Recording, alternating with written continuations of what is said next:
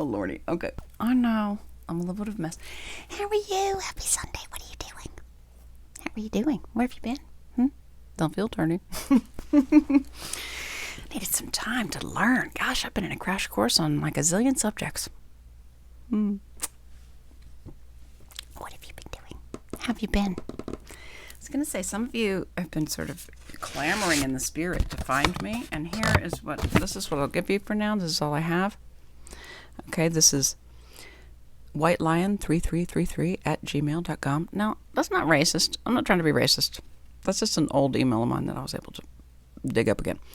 Okay, whitelion3333. That's in the numbers, okay? That's at Gmail. If you want to write me, you can write me there, okay? And then YouTube is at AJFree33. Okay, that's YouTube. That's my current YouTube channel right there. And then this is a mess because there, maybe I can see better now. It's all backwards to me. Okay, well, you see that, right? All right, then Pics by Amy Now. That's at Instagram. Now, on Instagram, they've now limited me where I can't send anyone messages. I don't know why. I think because I made a comment, but I don't know what it doesn't matter. Okay. So if you need to reach me, it's there. I'll be checking that at some point. I mean, I just don't really check it that much, but I'll check it since I've given it to you.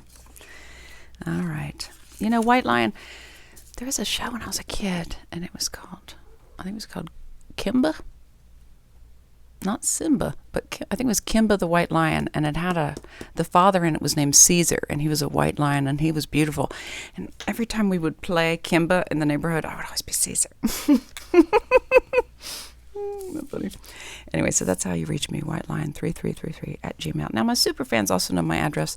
I always welcome handwritten letters. I will keep them private. Okay. How are you? What are you doing? Let me just show you what I've been doing. Okay.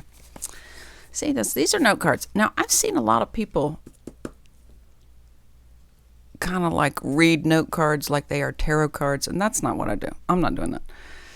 But let me just tell you about these note cards.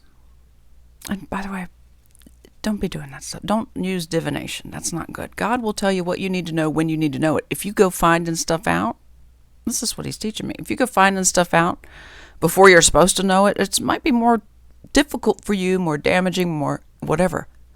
Let God reveal the things to you when he wants you to know them and the way he wants you to know them. Now, what can happen if you pray that, if you just pray for the Lord to protect your mind, is that you won't even think it's about you, even if it is about you. If you're watching somebody that starts talking about something that might happen, you won't know. God will cover your mind from that. Okay, but stay away from that stuff because the devil will trick you. He will try to scare you. He will try to give you a false future and then have you believe your way into it. That's called a self-fulfilling prophecy. So if he wants you to believe something is surely going to happen, then you will somehow end up on that path just because you believe it. Okay? All right. You are what you believe you are. The horses are on the track. Which horses are they? We got a white one. The white one is pouring out the Spirit of God. The sons and daughters will prophesy. The young men will have visions. The old men will dream dreams. The pouring out of the Spirit of love. That's what's been happening. I feel like that seal was broken a while back, and it's been happening. And now we can see what it is. I mean, the Lord does things much earlier than we can actually see what's happening. Everything is going on in this invisible realm. This is so beautiful, Lord. Thank you. And he protects our mind. He protects us from some of the things that have been going on. But he will tell you in between your gut, actually all the way down to the base of your spine, all the way up to the tippy top of your head. He will go, runk. He will tell you, it might come across to you as a gut feeling or maybe a tightness or a fear. Okay, he will tell you the people that mean you no good. You will be able to sniff out their intention before they even enter the room. You will sniff out the intention. The demon is the intention. There's an intention there. That's what they're named after. If the demon has an intention of murdering you, then the demon's name is murder. If the intention is to frighten you, then his name is fear. It's pretty easy. Okay. Now, when Jesus was on the cross, then he was put in the grave for 3 days. He brought forth the keys to death and hell. That's the fourth horse. Let's stay on the first horse for a second, but that's coming. All right. First horse. People think that's the Antichrist. Well, it is the forerunner of the Antichrist, because Satan is a copycat. So he's going to take all of what he's learned about this white horse energy, which is purity and love and God's spirit, and then he's going to copy it. This is what he does. He copies. He's a mimic. He's a copy. He's a fraud.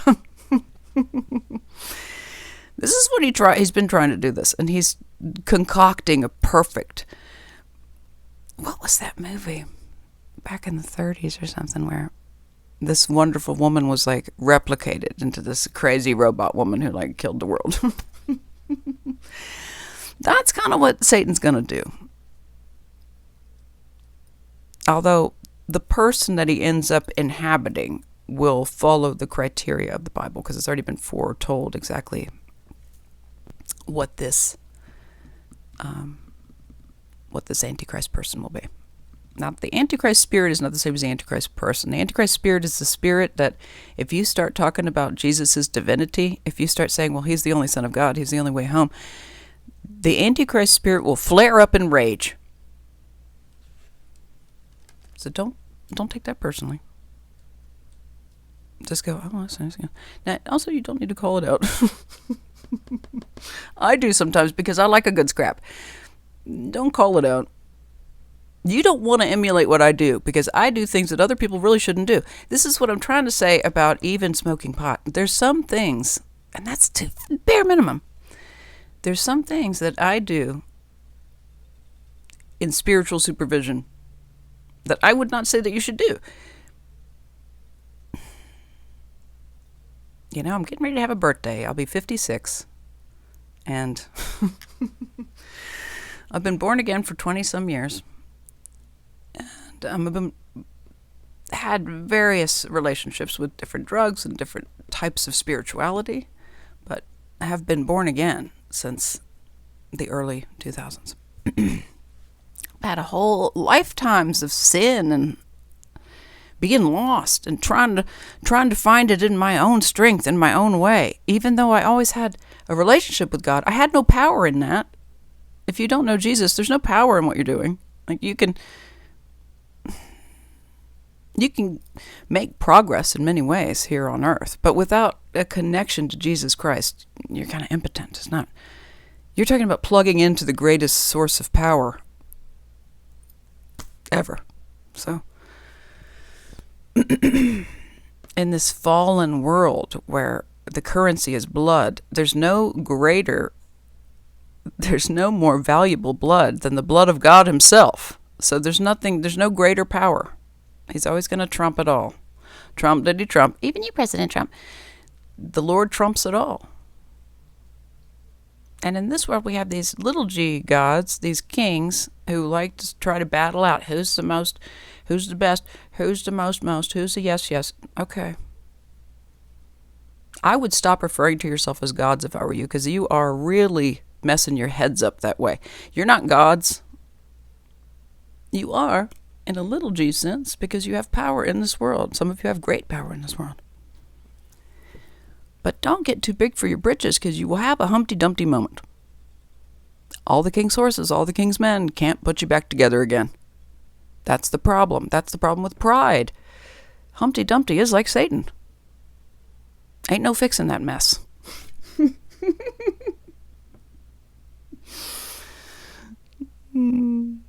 Ain't no fixing that mess. And we can't get the stink out, Tom. Speaking of stink, I had a really funny idea. Sting. I was listening to Fragile earlier. What a beautiful song. You and Barbara doing a duet of Fragile. Very beautiful. And I was thinking, wouldn't it be funny if we had the character of Sting, but then he has an evil twin. And his evil twin is named, drumroll, Stink. Wouldn't that be fun? He's like totally the opposite of you. He does not do any sort of like cool things. He just does like gross things. In the ways in which you're powerful in a positive sense, he's powerful in a negative sense. That would be the evil twin. Yikes. Okay. What else was I going to say about that? Oh, fragile. I was thinking, excuse me, let me take a look right here. I was thinking that,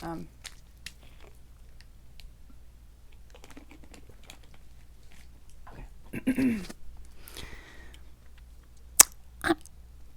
I do feel like people are fragile, but that's why we need God. But God's strength, that dunamis that we talk about when we talk about your helmet of salvation, remember? He doesn't give you the spirit of cowardice. He gives you the spirit of love, of power, and of a sound mind. I want you to say that. I have a sound mind. Okay? Fog and confusion is from the enemy. I have a sound mind. I think clearly. You are what you believe you are. You have what you believe you have. And I mean that on the deepest level. You know, if you truly believe you belong in the ditch, then you'll be in a ditch.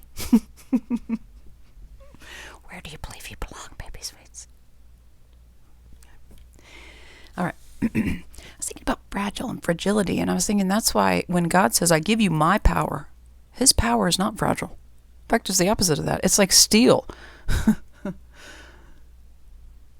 You rule your life with an iron rod. You're made of steel. You are unstoppable, uncorruptible. This is what the Holy Spirit is. And greater than just strong, like God strong, you know.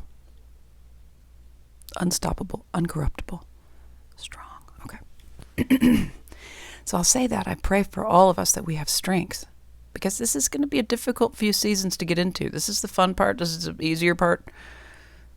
Pro bono, you know, it is better in the beginning. Baby, slow down.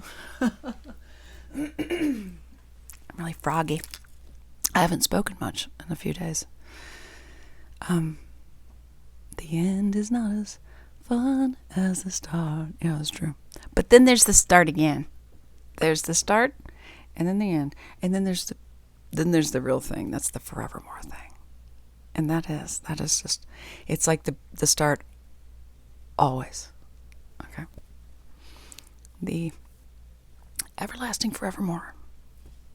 Okay. That's redundant. I know.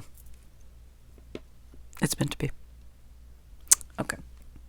So let's get it in our heads that we're actually not fragile. We're actually quite tough and strong. Now, that doesn't mean we can't have our hearts broken kind of easily because they're soft and mushy, and like I get my heart hurt, and like people hurt my feelings and stuff still. But I get over it very quickly. That's the difference. When we're young and we have our hearts broken and we don't get over it, and we nurture it and it ends up to be cold and we end up bitter and gross. Okay, God breaks through that. He crushes that stone heart and he replaces it with a soft and tender heart. He says he wants you to become tender-hearted. That means that you will have your feelings hurt by the world. That means the world will take a different toll on you than it did before. And in some ways, you'll just have your eyes open to things that you didn't before because you were able to walk around without feeling anything. That's what they call the heart chakra. You weren't feeling anything. It's shut. I'm going to have to shut my heart down in order to make it in this dog-eat-dog world. Okay. I prefer the dog-eat-dog world. Oh, I know. That was in Modern Family, wasn't it? I love that. Dog-eat-dog. Okay. The dog-eat-dog world. Yeah. I think I'm just going to think of the dog-eat-dog world as the one where we have fun at a dog park. And the dog-eat-dog world is like, you know,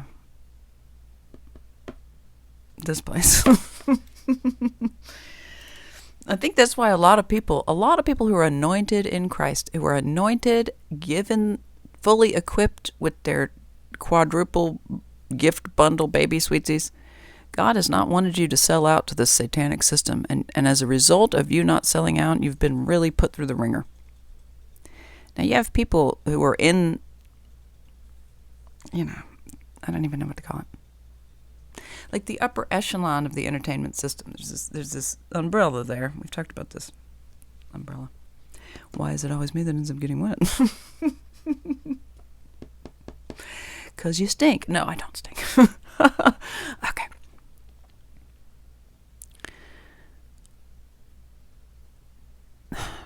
If you are sent here to do a job for God, then you've probably been really persecuted here. You're probably a person who has always felt different than other people. You've been on the outside. You've been picked on. Sometimes I think that the chosen are really the chosen to be picked on. Chosen to be bullied. Chosen to be isolated and treated badly. Chosen to be scapegoated. Okay. God's anointed are chosen to be scapegoated. That's what's happened there. Okay. But God cleans all that up. God can clean up a mess. God can clean up any sort of smear campaign against you. God cleans it up. And in fact, he's done it behind your back, just in the spirit world that maybe you're not aware of. Some of you are. Some of you can see in the spirit. Some of you know what's going on. I feel like I could know more. Maybe that's why I'm not as affected, because I'm not trying to know more. I'm not trying to look in. I do that when I need to, when God says, just look at this. And I go, oh, okay. I'm pretty content with focusing on the positive aspects of people, but God has really shown me that I have an ability to pick a needle in a haystack. I can find a needle in a haystack. With a dark person, I can find a teeny little bit of light and cling on to that. But see? Remember the time you did this sweet thing? Okay. All right. That's what we do. We're sensitive and we love people and we want people to do the best. Now, the ones that Satan has a grip on actually don't want you to do your best. They think they're in competition with you for some reason. Satan has convinced every single person up to some point before we know better that life is a competition. That's why dog eat dog. What in the hell is that supposed to mean, by the way? Okay. That's the world he created. That's the world that will go bye-bye. We're in the process of it going bye-bye. I mean, this plan of God's has been going and going and going. It has been unfurling for a long time. And we're just getting closer and closer and closer to the point where we actually will get to be with Jesus Christ, where he will be walking amongst us, where the division of it, where we'll be living in heaven, and then others, the earth inhabitants, will be living in hell. There will be a separation because death is coming with hell. That is the fourth horse, death and hell, coming to earth. So we have the white horse that has a bow with no arrow. What could that mean, you think? I mean, the obvious thing is that you could be equipped, but you're deliberately not. You've just got the bow. You're not out to hurt anybody. You're giving love. You're giving God's perfect love out to the world. That's your call. That's your mission. Some people say, well, that's the 144,000. Maybe so. Who have roots in Judaism. You have roots in these tribes of Judah, tribes of, I can't remember all the tribe names, but they're listed. Okay. It's possible that is, there is a genetic similarity of the people that are called to rise right now and to talk about Jesus and to get our minds on God and out of the darkness down here. To start putting our eggs in a spiritual basket, not just a physical basket. Start investing in yourself as a spiritual being. I saw someone talk about earlier, I think it was Dancing with the King.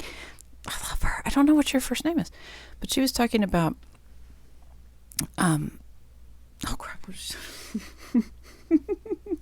start thinking about the person, then I start blessing her in my mind. Okay, hold on. Oh my God. Okay, sorry. Ran right off the track there. The horses have fallen off the track. Oh, it'll come back to me. We're talking about the pouring out of the Spirit. There's the bow. And I don't feel like it's just one person. I think people are looking for one. The horseman. No, it's like it's a releasing of, because he's opening a seal. You see, there is something that had been sealed up. That force, that energy, that power had been sealed up. Probably in heaven, like a lot of God's love is sealed up in heaven, and a lot of what he tells us to do is very private. It's not so public. It's not so pouring out to everyone stuff. But that's what's been happening here through the internet. People are pouring out the love here. And so that's going to do my head in. I'm going to stop this and go back and listen. Hold on.